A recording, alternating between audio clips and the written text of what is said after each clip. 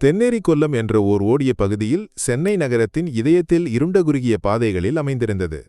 அங்கு சூரிய ஒளி நேரடியாக படாத சிறிய வழிகளில் லக்ஷ்மி என்ற விதவையும் அவளது 7 பிள்ளைகளும் வாழ்க்கையை தள்ளிக் கொண்டிருந்தனர்.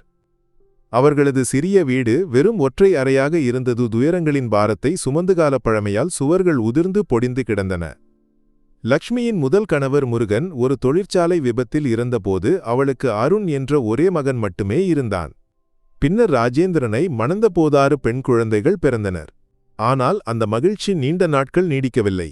ராஜேந்திரன் ஒரு நோயால் பாதிக்கப்பட்டு திடீரென மரணத்திற்கு கீழ்ப்படிந்தான். இப்போது லக்ஷ்மி தனியாக 6 பெண் குழந்தைகளும் அருணும் அவளது தோள்களில் பாரமாக இருந்தனர். லக்ஷ்மி காலை 4 மணிக்கு எழுந்தருகிலுள்ள குழாயிலிருந்து தண்ணீர் எடுத்து நாளை தொடங்குவாள்.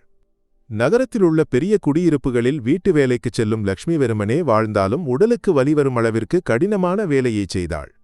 பெரிய வீடுகளில் பாத்திரங்களை சுத்தம் செய்வது, துணி துவைப்பது, தரையை துடைப்பது என அவளது வேலைகள் இருந்தன. கிடைக்கும் குறைந்த வருமானத்தால் 7 வயிறுகளை நிரப்புவது அவளது உடலையும் மனதையும் ஒரே மாதிரி சோர்ந்து போகச் செய்தது. சில சமயங்களில் வீட்டு உரிமையாளர்கள் மீதமான உணவை கொடுத்து அனுப்பினால் அது ஒரு பெரிய ஆசீர்வாதமாக இருந்தது. லக்ஷ்மியின் பெண் பிள்ளைகளான அனிதா, பிரியா, சுஜிமைனா மற்றும் மேலும் 3 அனைவரும் நல்ல குழந்தைகளாக இருந்தனர். அவர்களுக்கு வெளி உலகத்துடன் பெரிய தொடர்பு இல்லை. பள்ளியும் வீடுமே அவர்களது உலகமாக இருந்தது. அருணை அவர்கள் தங்கள் அண்ணனைப் போலவே பார்த்தனர்.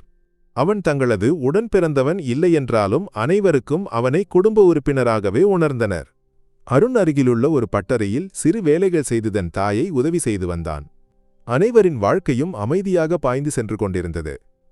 ஆனால் அந்த பேரழிவு ஒரு புயலாக லக்ஷ்மியின் வீட்டிற்குள் புகுந்தது.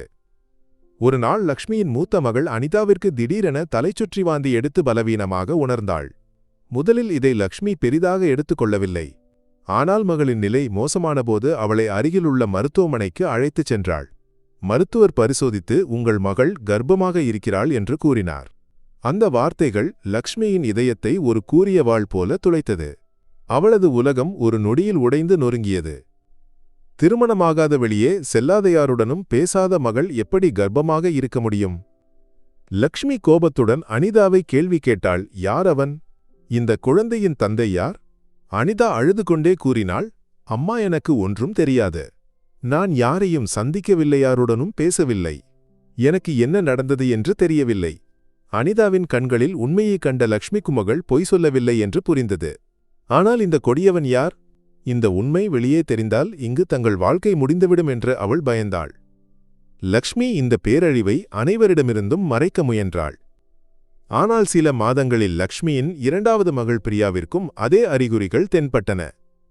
மருத்துவர் மீண்டும் அதே விஷயத்தைச் சொன்னார். உங்கள் மகள் கர்ப்பமாக இருக்கிறாள்.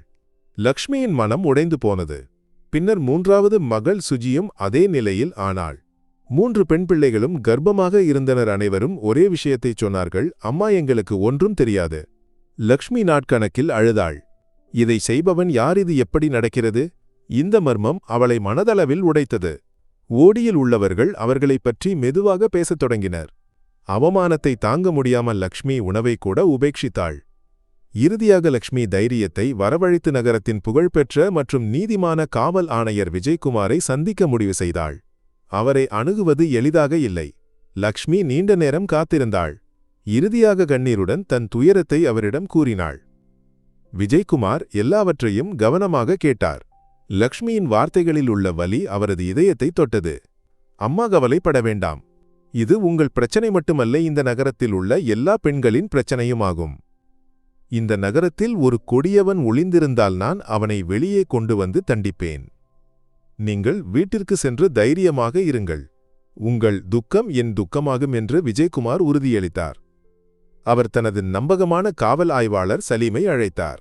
சலீம், தென்னேரி கொல்லம் ஓடியில் ஒரு கொடியவன் ஒளிந்திருக்கிறான். ஒரு தாயின் 3 மகள்களின் வாழ்க்கையை அழித்தவன். எந்த விலை கொடுத்தாலும் அவனை பிடிக்க வேண்டும் என்று ஆணையர் உத்தரவிட்டார். சலீம் சிறிது நேரம் யோசித்தார். சார், எனக்கு ஒரு திட்டம் இருக்கிறது. நாம் ஒரு கண்ணி வைப்போம்.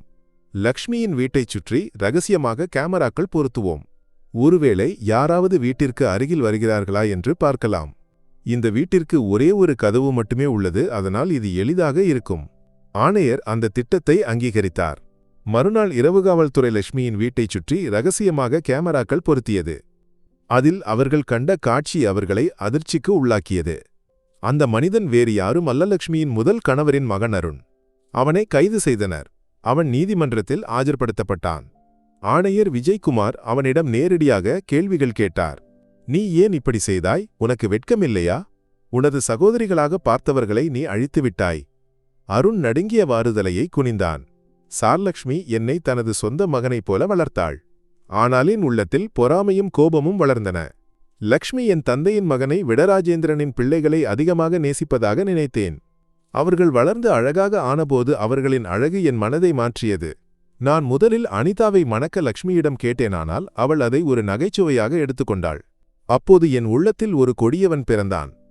அருண் தொடர்ந்தான். நான் ஒரு திட்டம் தீட்டினேன். ஒரு மருந்து வாங்கினேன். அதன் மனம் கிடைத்தால் மணிக்கணக்கில் மயக்கமாக இருப்பார்கள்.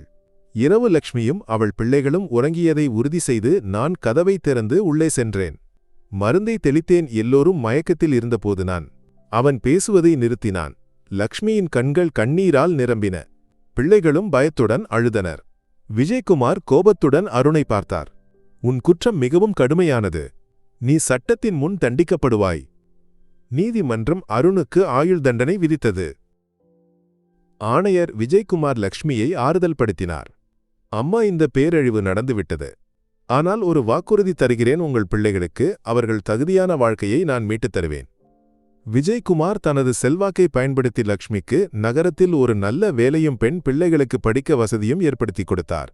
3 பெண் பிள்ளைகளின் திருமணத்திற்கு அவர் முன்னின்று உதவினார். லக்ஷ்மி கண்ணீருடன் நன்றி தெரிவித்தாள். விஜய்குமார் புன்னகைத்து, இந்த நகரத்தில் ஒரு பெண்ணும் தனியாக துன்பப்பட மாட்டாள். இந்த கதை ஒரு விஷயத்தை நினைவூட்டுகிறது. அநீதிக்கு எதிராக நாம் மௌனமாக இருக்கக்கூடாது. நமது குரலை உயர்த்த வேண்டும். நமது உரிமைகளுக்காக போராட வேண்டும். சில சமயங்களில் நீதி எதிர்பாராத வகையில் வருவது மிகவும் பலவீனமான ஒருவரின் குரலிலும் பிரதிபலிக்கும்.